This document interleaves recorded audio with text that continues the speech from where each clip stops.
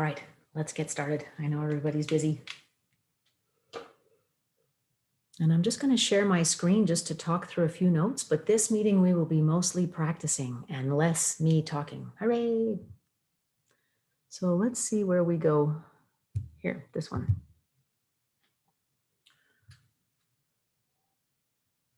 Okay.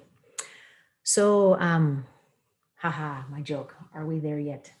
And we don't ever get there. Basically, it's a constant journey. It's constant work, but I hesitate to use that word because it sounds like work, right?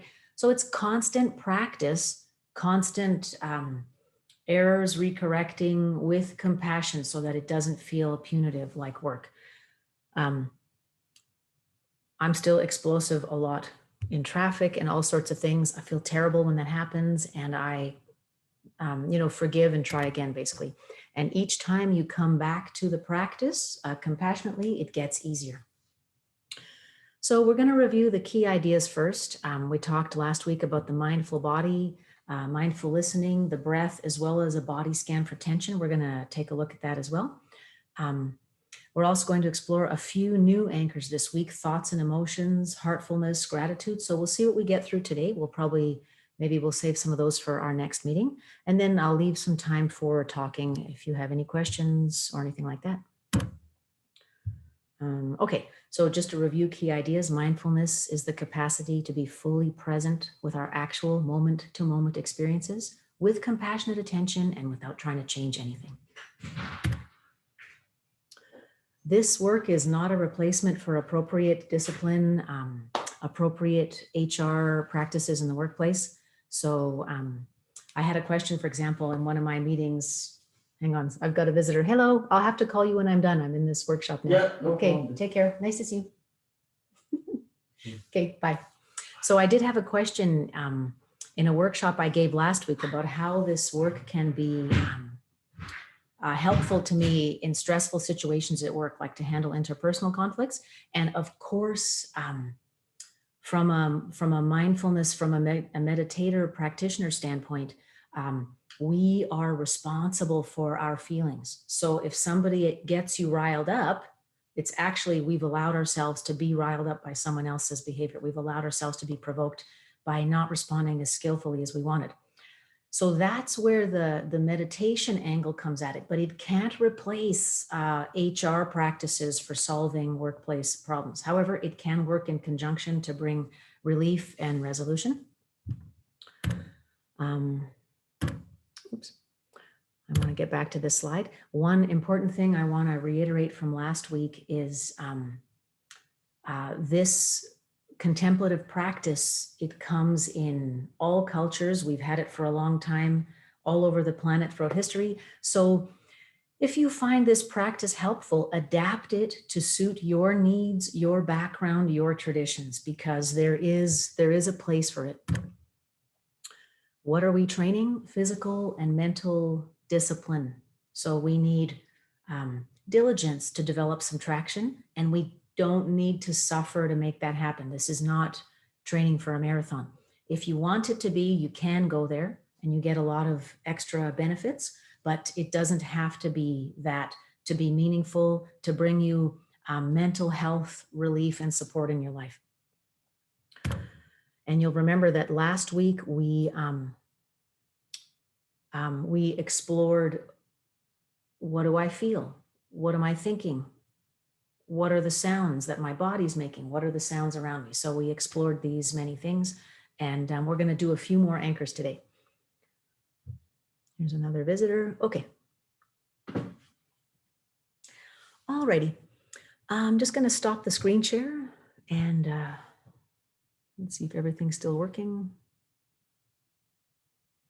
I don't know. I hope so. Okay, so let's begin by getting into the mindful body. That is our posture that is strong and straight.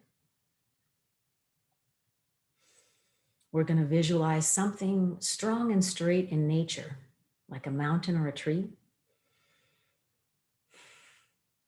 Why? Because those images remind us that there is more beneath, more within than appears on the surface. And when we sit in the mindful body, strong and straight but relaxed. We want that to become a trigger for connecting to inner strength, inner wisdom. We need this trigger because we're human and we screw up. And so if you've got little ways to reconnect to your highest and best, we take them, we train them in this practice. Okay. Oh, thank you for letting me know all is well. I'm just letting in another participant. Okay. So we'll take several deep breaths into the mindful body, settling into this practice, to the here and now.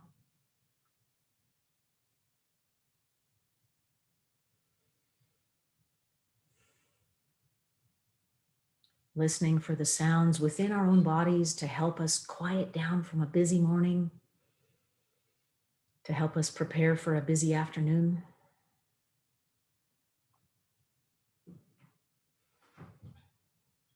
Listening for the sounds in our environments, in our practice room or office bedroom, wherever you're at. All is welcome at this party. We don't need to fix anything. We're just observing what is.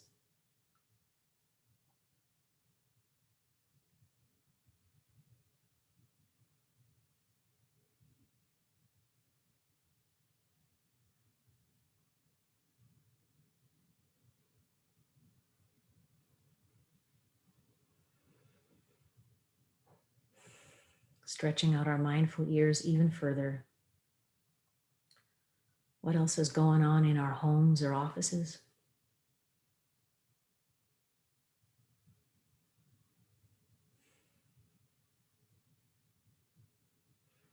Each deep breath settles us into the here and now of this moment, this body.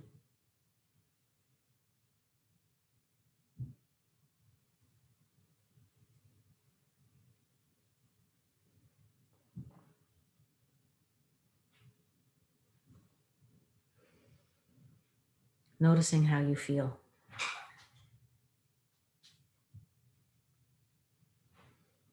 Maybe you've got the coffee jitters from the morning. Guilty. Maybe you're hungry and haven't had a chance to eat.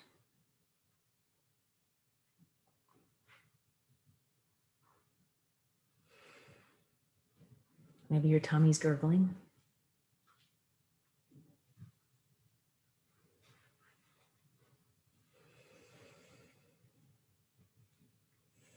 Separating each observation of our body's thoughts, emotions with a deep breath. Reminding ourselves that the breath is our superpower. An involuntary action whose speed and depth we can control. An action that helps us metabolize our stress hormones. The constant state of flight, fight that we're in keeps those kicking all day long. And the deep breath is our antidote to that cocktail.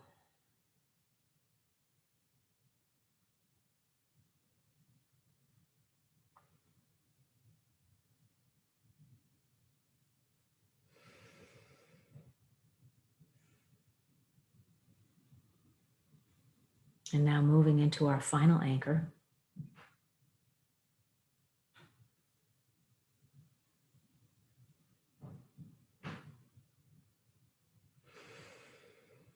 Noticing where in the body I am holding my breath or holding tension, or where I experience chronic pain, discomfort. Let's notice all those little kinks.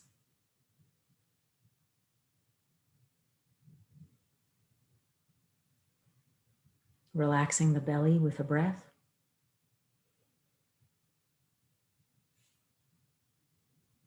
Relaxing the hands with a breath.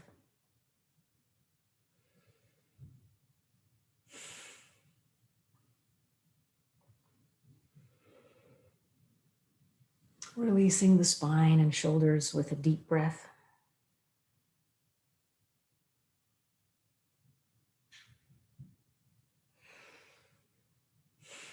Relaxing the face.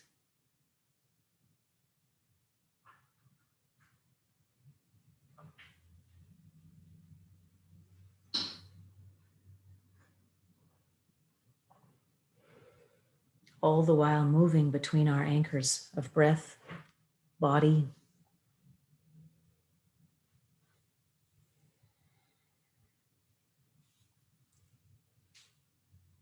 sounds, my kids.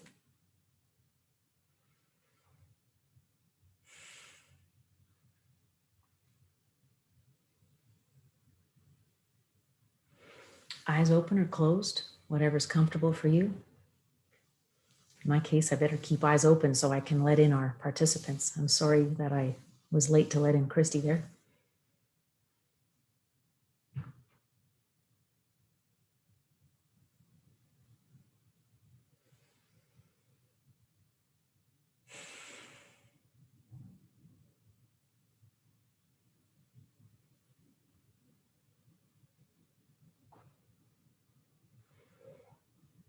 And just taking a few more deep breaths, cycling through these several jobs we have, very detailed jobs.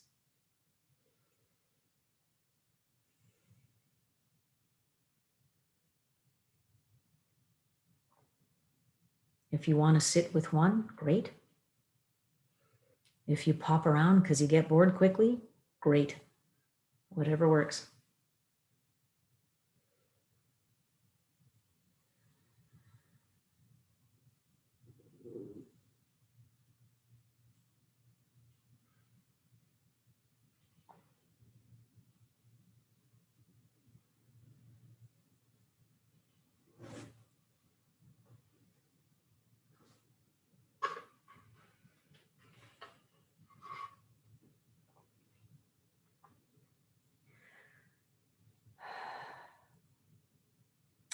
In this moment, rooted in a compassionate attention to our body,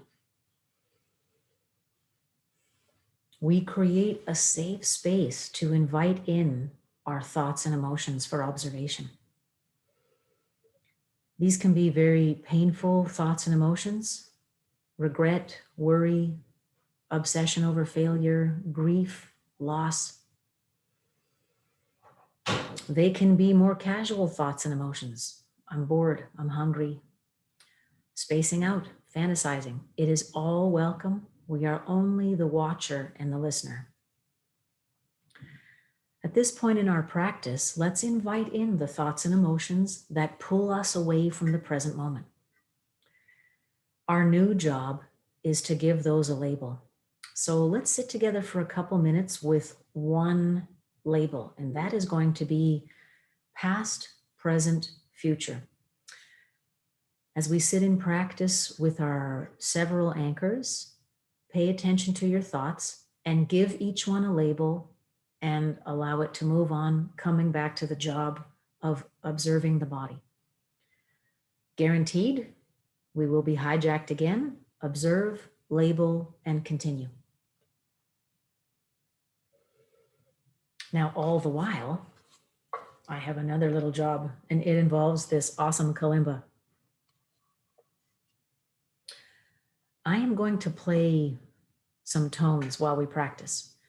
Your job is to listen mindfully while you're paying attention to all the other stuff going on and count how many notes I play. Okay. And then once we're done, put your number in the chat. We'll see if anyone has the same number. Usually it's a few have the same number, but it's amazing how many different numbers there are, right? So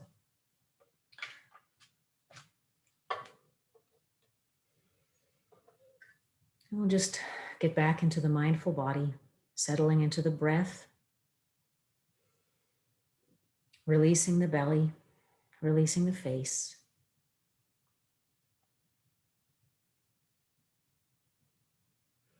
And let's invite in the mind chatter.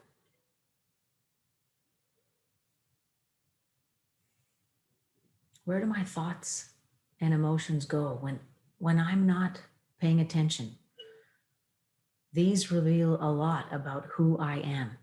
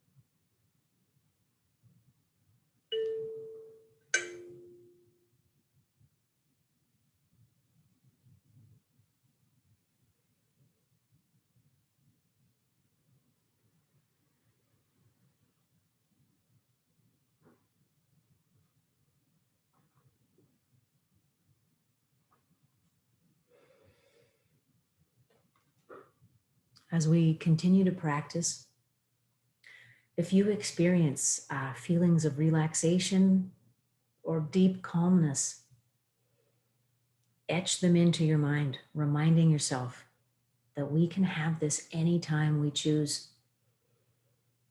And take a moment to really enjoy what that feels like, the quiet inside. Take a moment to appreciate how easy it is and how available it is. It's such a contrast to many things that we have to work and struggle for. Here, there's no work, there's no struggle.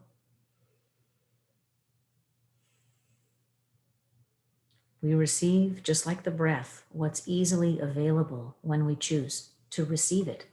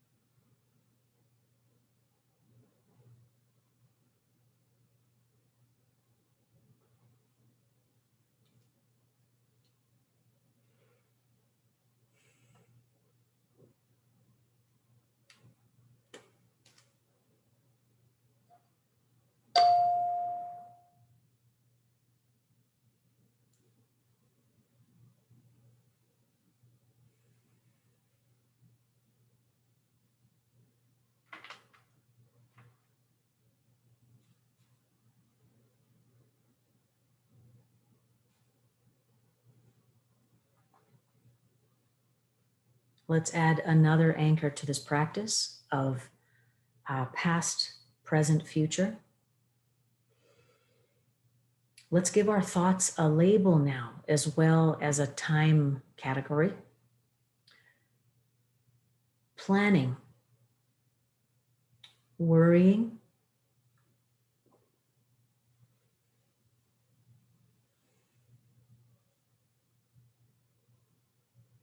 obsessing or reviewing,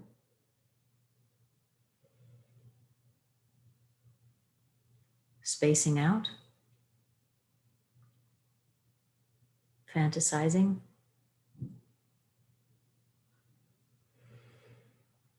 And let's distinguish that from how the body feels: bored, tired, relaxed, easy, sore.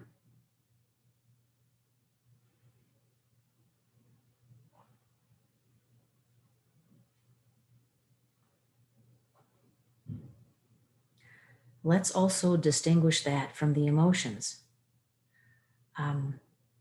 Worry, excitement,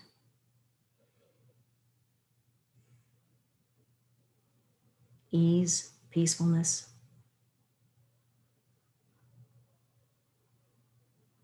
frustration, anxiety.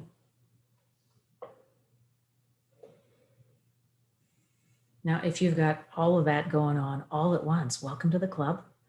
And what an amazing mind, body, heart we have to be so busy all at once, to be so creative and so productive and so vibrant. It's such a miracle. And we really give thanks for this busy brain, mind, body, heart. And we ask for the diligence to channel this to our highest and best for self and others.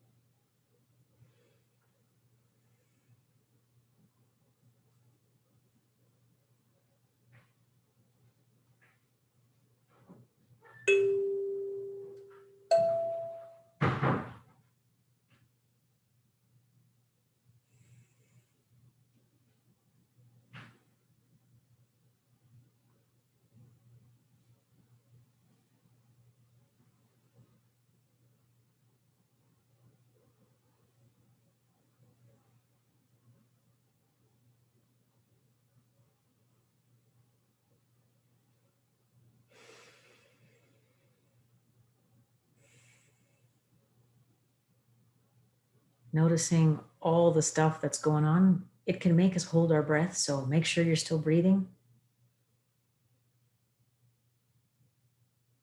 If you're uncomfortable or bored or frustrated, it is welcome. We are compassionate for this perfect, imperfect body that takes us on this journey around the sun.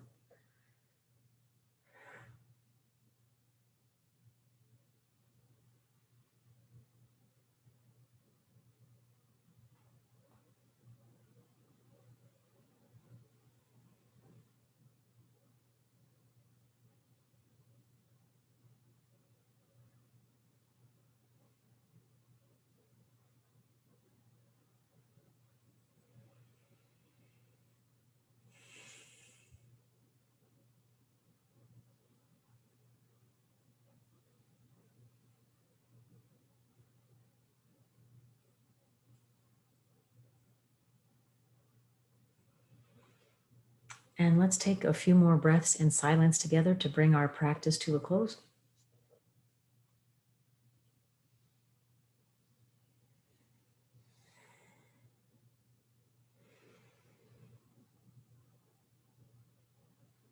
With a great sense of gratitude for the intention and discipline we have shown to make this happen today, no matter how distracted we were.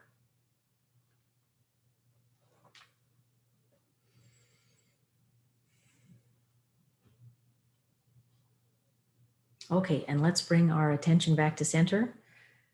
I'll open the floor now for discussion or for questions.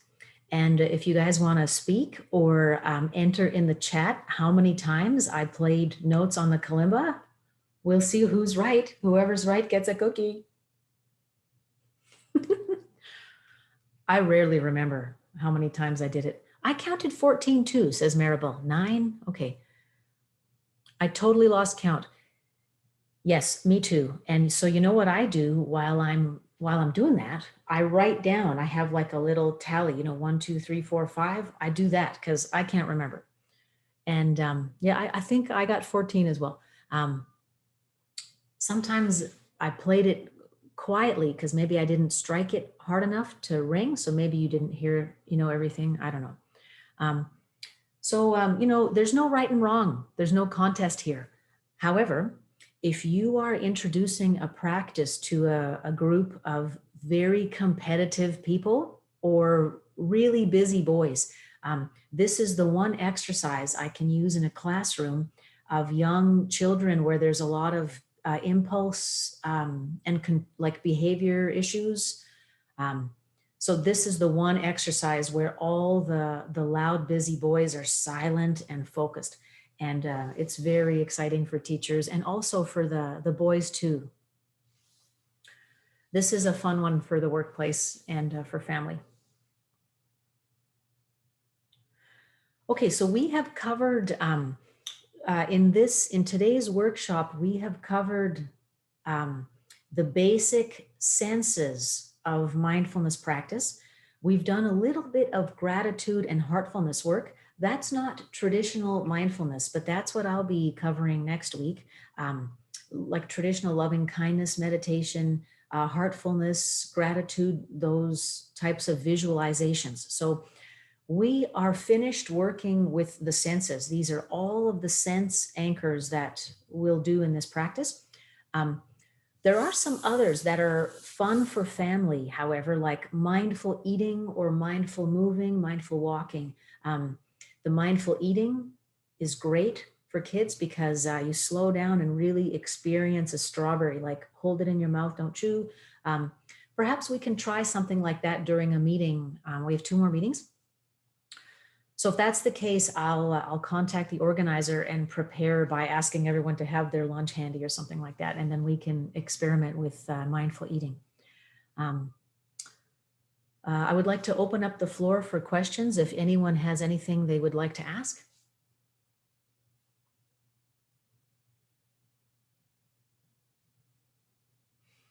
The other thing I'd like to cover in one of our subsequent workshops is how mindfulness meditation can help us manage interpersonal conflict.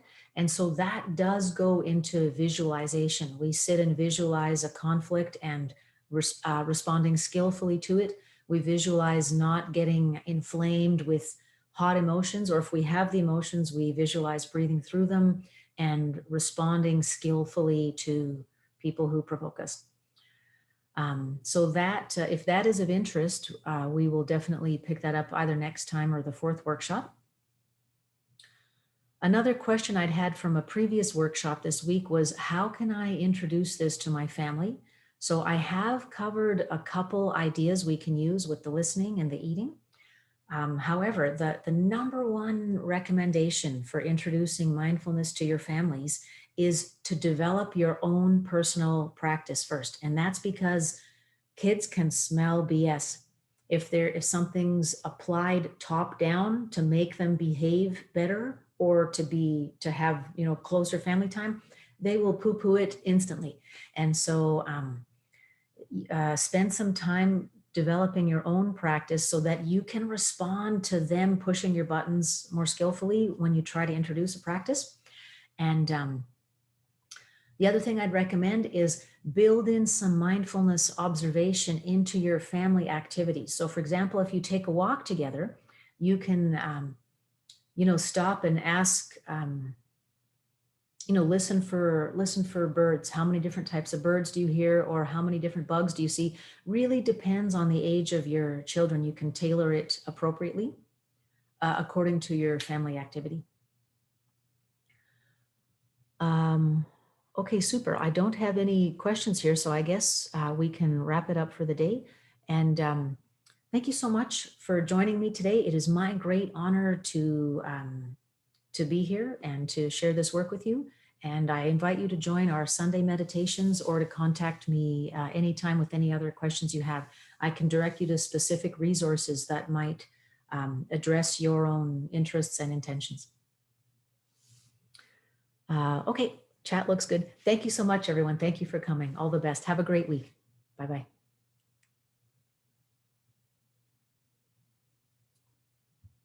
Oh, I just hear from Catherine here. Yes, absolutely. Girls also have high energy in classrooms and ADHD. In my experience, it's mostly boys who are, they require constant redirection. So high energy girls, they're usually really engaged in this work in my experience. But it's different for every child, right? So yes, thank you, Catherine, for that correction. Okay, everyone, have a good afternoon. Take care. Bye-bye.